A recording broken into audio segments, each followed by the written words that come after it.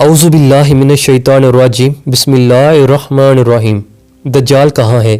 یہ بات دلچسپی سے خالی نہیں کہ خود اس حدیث شریف میں جس میں دجال کے موجودہ مقام کا تذکرہ ہے کہ آپ صلی اللہ علیہ وآلہ وسلم کی پیشن گوئی کی تصدیق آپ صلی اللہ علیہ وآلہ وسلم کی حیات مبارکہ میں ہو گئی تھی، جس پر آپ صلی اللہ علیہ وآلہ وسلم نے خوشی و مسرت کا اظہار فرمایا۔ ایک مرتبہ جب رسول اللہ صلی اللہ علیہ وآلہ وسلم نماز پڑھ چکے تو وہ منبر پر تشریف فرما ہوئے اور مسکراتے ہوئے فرمایا، تمام لوگ اپنی اپنی جگہ پر بیٹھے رہیں۔ پھر فرمایا، جانتے ہو میں نے تمہیں کیوں جمع کیا؟ لوگوں نے کہا، اللہ اور اس کا رسول بہتر جانتے ہیں۔ آپ صلی اللہ علیہ وآلہ وسلم نے فرمایا، اللہ کی قسم میں نے تمہیں نہ تو کسی چیز کا شوق دلانے کے لیے جمع کیا ہے اور نہ کسی چیز سے ڈرانے دھمکانے کے لیے اکٹھا کیا ہے، بلکہ میں نے تمہیں یہ بتانے کے لیے جمع کیا ہے۔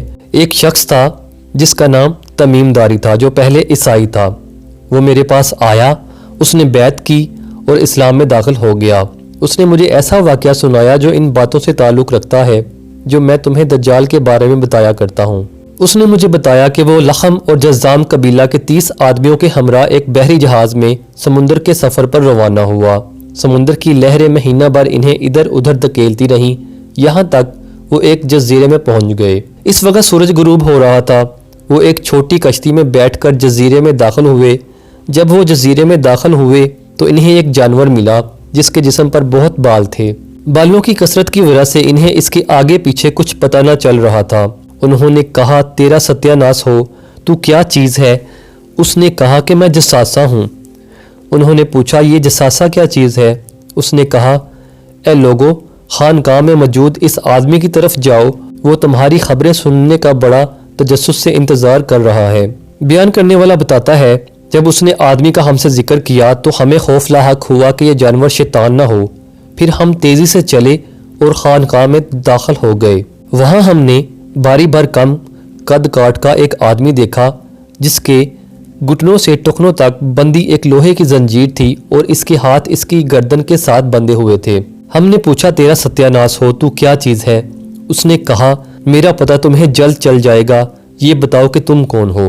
ہم نے کہا کہ ہم عرب سے آئے ہیں۔ ہم جہاز میں سوار ہوئے، سمندر میں طوفان آ گیا، مہینہ بھر لہریں ہمیں دھکیلتی رہیں، یہاں تک کہ اس جزیرے کے کنارے لے آئیں۔ ہم کشتی میں بیٹھ کر جزیرے میں داخل ہوئے، یہاں ہمیں ایک جانور ملا جس کے بدن پر بہت بال تھے۔ بالوں کی کثرت کی وجہ سے اس کے آگے پیچھے کا کچھ پتہ نہیں چل رہا تھا۔ ہم نے اس سے پوچھا، تیرا ستیہ ناس ہو، تو کیا چیز ہے؟ اس نے کہا، میں جساسہ ہوں کہ خانقاہ میں موجود اس آدمی کی طرف جاؤ، وہ تمہاری خبریں سننے کا بہت شوق سے انتظار کر رہا ہے۔ ہم تیزی سے تمہاری طرف آئے اس ڈر سے کہ کہیں یہ شیطان نہ ہو۔ اس نے کہا، مجھے بسان کے نخلستان کا حال بتاؤ۔ ہم نے کہا، اس نخلستان کے بارے میں کون سی بات پوچھنا چاہتے ہو؟ اس نے کہا، میں جاننا چاہتا ہوں کہ کیا اس کے درختوں پر پھل آتے ہیں یا نہیں؟ ہم نے کہا، ہاں آتے ہیں۔ اس نے کہا، وہ زمانہ قریب ہے جب ان درختوں پر پھل نہیں آئیں گے۔ اس نے پوچھا، مجھے تبریہ کی جھیل کے بارے میں بتاؤ۔ ہم نے پوچھا، اس کی کون سی بات جاننا چاہتے ہو؟ اس نے کہا، کیا اس میں پانی ہے؟ ہم نے کہا، ہاں اس میں بہت پانی ہے۔ وہ بولا، اس کا پانی بہت جلد ختم ہو جائے گا۔ پھر اس نے کہا، مجھے زغر کے چشمہ کے بارے میں بتاؤ۔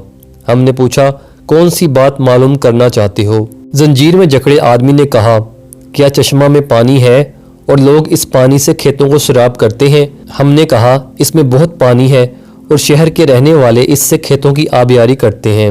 پھر اس نے پوچھا، مجھے حضرت محمد صلی اللہ علیہ وآلہ وسلم کے بارے میں بتاؤ، اس نے کیا کیا ہے؟ ہم نے کہا، وہ مکہ سے نکل کر یثرب یعنی مدینہ آ گئے ہیں۔ اس نے پوچھا، کیا عربوں نے اس کے ساتھ جنگ کی؟ ہم نے کہا، ہاں۔ اس نے پوچھا، اس نے ان کے ساتھ کیا سلوک کیا؟ ہم نے بتایا کہ وہ ارد گرد کے عربوں پر غالب آ چکے ہیں اور انہوں نے ان کی عطائیت قبول کر لی ہے۔ اس پر اس نے کہا، کیا واقعی ایسا ہو چکا ہے؟ ہم نے کہا، ہاں۔ اس پر اس نے کہا، ان کے لیے یہی بہتر ہے کہ وہ اس کی عطائیت قبول کر لیں۔ اب میں تمہیں اپنے بارے میں بتاتا ہوں۔ میں دجال ہوں، مجھے ان قریب خروج کی اجازت مل جائے گی۔ یہ واقعہ سنانے کے بعد رسول اللہ صلی اللہ علیہ وآلہ وسلم نے اپنا عصا یعنی لاٹھی منبر پر مار کر فرمایا، یہ ہے طیبہ یعنی مدینہ منورہ۔ پھر آپ صلی اللہ علیہ وآلہ وسلم نے فرمایا میں تم کو یہی بتایا کرتا تھا، جان لو کہ دجال شام کے سمندر بحیرہ روم میں ہے یا یمن کے سمندر بحیرہ عرب میں ہے، نہیں، وہ مشرق میں ہے اور اللہ کے نبی صلی اللہ علیہ وآلہ وسلم نے اپنے ہاتھ سے مشرق کی طرف اشارہ کیا۔ میں امید کرتا ہوں کہ یہ انفارمیشن آپ کو اچھی لگی ہوگی۔ اگر انفارمیشن اچھی لگے تو اس کو زیادہ سے زیادہ شیئر کیجئے۔ میں ملوں گا آپ سے ایک نئی ویڈیو میں، تب تک کے لیے آپ اپنا بہت سا خیال رکھیے گا۔ Thanks for watching this video. اللہ حافظ۔